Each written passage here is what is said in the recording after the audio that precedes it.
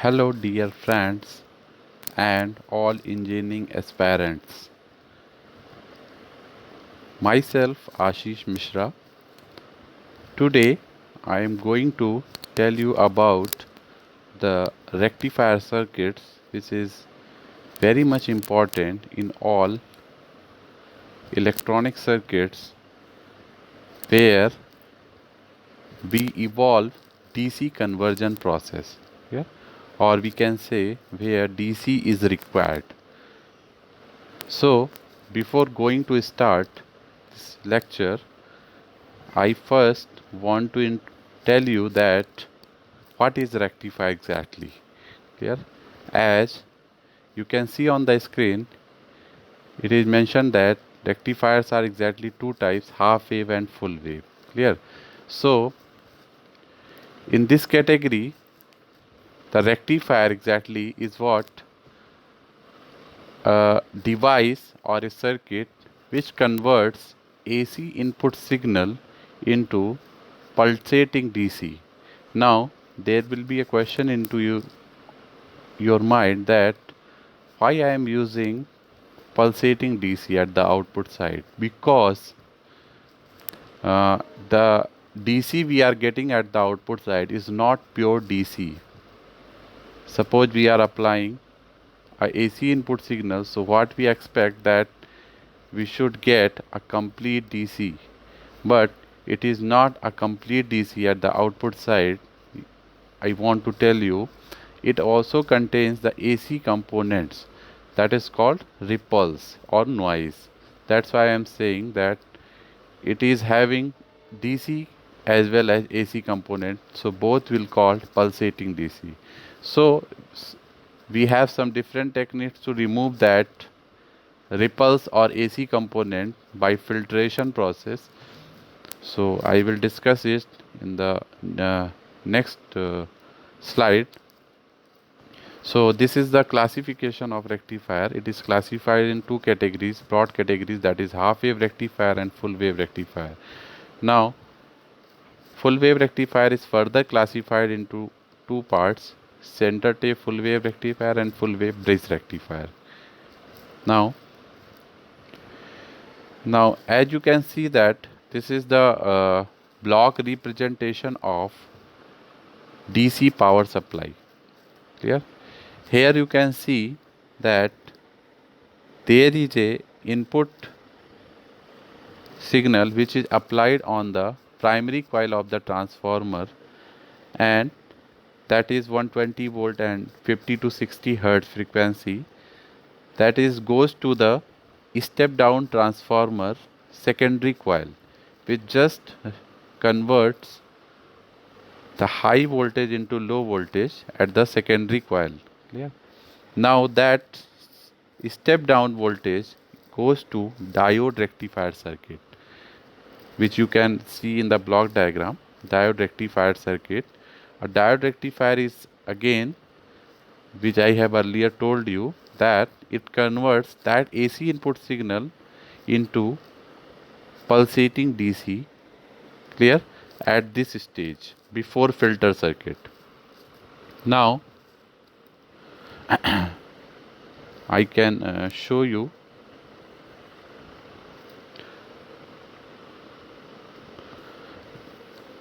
Here at this point we get the DC output, something like this. Clear? Now this signal goes to the filter circuit. This is the filter circuit, you can see. Now the filter will convert what, that pulsating DC into somehow pure DC form by removing the AC portion of that output DC waveform. Clear? Now next one, it is goes to voltage regulator circuit. And what is the function of voltage regulator? Voltage regulator exactly converts voltage regulator exactly provides or converts the stable output voltage at the load side. Clear? We can say the output which we get at the load side, that is DC output, will not affected by the change of input voltage. That's why it is called stable output voltage. So you can see the different waveforms at different stages of the block. Clear? Now we have role of different circuit components, which is given below. First one is transformer, which is I have already tell you that it is step down transformer. Suppose the primary coil winding is N1 and secondary coil winding is N2. So N2 will be less than N1. Clear? That's why it is step down. And rectifier I have already told you what is the function of rectifier. Now filter also I have told you, and after that regulator, it exactly reduces the ripples as well as stable the, it makes the stable output. Clear? So now we come to the next, half wave rectifier. Half wave rectifier is nothing but a type of circuit which converts the half cycle of the input signal into DC output voltage. Clear? Only half portion of the cycle, input cycle, is converted into DC output, while the rest half is not converted into the DC output. That's why it is called half wave rectifier.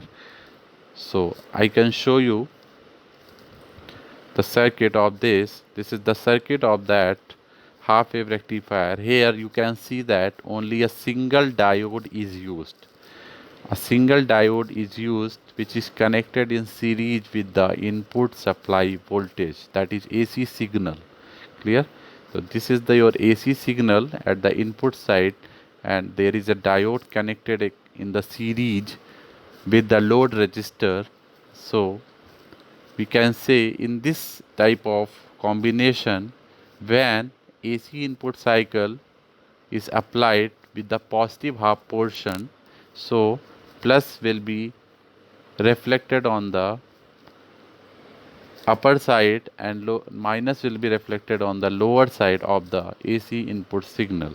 So we can see that during positive half cycle of the input signal, the diode P side will face the positive input signal and diode negative side will face the negative input voltage. So we can say due to same polarity of the diode with respect to input supply voltage on both terminals, the diode will be forward bias and behave as a short circuit in this case, and it will conduct. So we will get a response, or we can say we will get a current flowing through that particular short circuit diode, and it will go to the load RL, and due to the flow of this current I across the load RL, we will get the output voltage waveform, something like this. Clear? You can see that in the first circuit. At the output side, we are getting the output waveform. Now, same case will be applied for negative half cycle. So we can see that during negative half cycle of the input signal, the polarity of the input voltage will get reversed, and we can see that now the diode positive side, that is P side, is in the face of negative input voltage, so it will behave as a open circuit in this case. Clear? So in this open circuit situation, there will be no current flowing through the circuit, so we will not getting any output voltage across the load because the current flowing across the load is 0. So output voltage will also be 0. So we can say there will be no output. So that's why this is a dot dot dot line showing at the output side, which exactly tells that there is no output in this particular half portion of the input cycle. We can say for negative half cycle of the input signal. Clear? So now these are some calculation of DC voltage as well as AC voltage. in case if you find the DC voltage in half wave rectifier due by the mathematical formulation, then it will give you the result, that is maximum voltage upon pi, that is calculated and given 0.318 of maximum voltage, and the AC voltage will be Vm by 2 or peak voltage by 2. Clear? So, and also for half wave rectifier, the rectification efficiency, or we can say the efficiency through which we get the output voltage, DC output voltage with respect to AC input signal is only 40.6%. So you can see that it is not up to the mark which we are thinking about the DC output voltage at the output side by the half wave rectifier. Clear? That is very much less, that is not up to 50% also, it is only 40.6%. So that's why we move to what, full wave rectifier. Now you can also see the complete waveform in this section. For this circuit, one diode and load resistor is connected with the secondary coil of the transformer winding, and also you can see for complete input signal we are getting only half cycle output. Clear? In case of half wave rectifier. So, and PIV is what, peak inverse voltage, which is given on the bottom of the right side. Clear? That is peak inverse voltage, that is the maximum voltage during reverse bias condition of the diode, that is Vs. Now the full wave rectifier, we come to full wave rectifier, that is again classified into center tape and bridge rectifier. So this is the diagram for center tape rectifier where two diodes are connected, that is D1 and D2, and the transformer secondary coil is center tape, or we can say the load is connected at the center of the secondary coil transformer winding. That's why it is called center tape full wave rectifier. In this case we will get the complete output waveform, complete output DC for each portion of the input cycle or input waveform, positive as well as negative. Clear? You can see from the diagram. Clear? And if I talk about the working of this circuit, then during positive half cycle of the input signal, you can see, I can tell you, during positive half cycle of the input signal, that is this portion, this will be plus and this will be minus. Clear? So you can see that the upper side of the diode D1 is what, forward bias due to same polarity of the input signal with the diode, and while the second diode, that is D2, will be reverse bias due to opposite polarity with the input signal. Clear? That's why I am saying the D1 will now conduct while D2 will non-conducting stays. Clear? So D1 will get conduct. So you will get the output across what, D1, from D1 to the load. Clear? So we can say we will get the output across the load from the D1 only in this case. So the output is there. You can see that the output is there due to positive half cycle, and we will get the output across the load due to the flow of current with respect to diode D1 across the load from right to left. Clear? From right to left. While for negative half cycle of the input signal, when we perform negative in the upper side and lower will be positive. So in this case you can see, I can show you, if I apply the negative half cycle like this, in this case D1 will be in opposite polarity with the input signal, so it will be off in this case, while D2 will get on. So the current across the load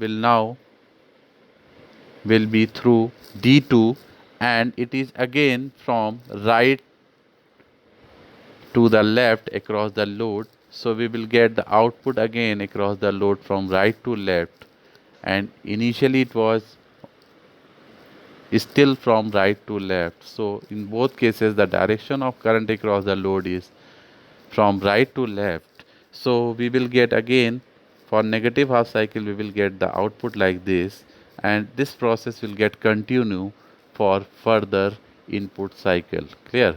So you can see that the waveform will be present in both cases, positive as well as negative input half cycle. But the major drawback of this circuit is what? Either diode D1 connected or D2 connected. In both cases you can see that as the load is connected to the center of the transformer winding here, so you can see that in both cases either D1 connects or D2 connects, it regularly flow the current in the transformer secondary winding. So the due to regular flow of current into the secondary winding of the transformer, the core of the transformer gets saturated, due to which several losses will occur. Clear? This is the major drawback of this center tape full wave rectifier. That's why we move to full wave bridge rectifier to avoid this problem of center taping. But in that case, the complexity of the circuit gets increases due to use of 4 diodes, not 2 diodes, due to use of 4 diodes. But the problem gets avoided. Clear? And you can also see that this calculation, where you can see that the efficiency of full wave rectifier gets increased by just double, that is 81.2 around there. So that is very much good, as if you compared with the half wave rectifier we are getting just double efficiency. Clear? Now we come to next.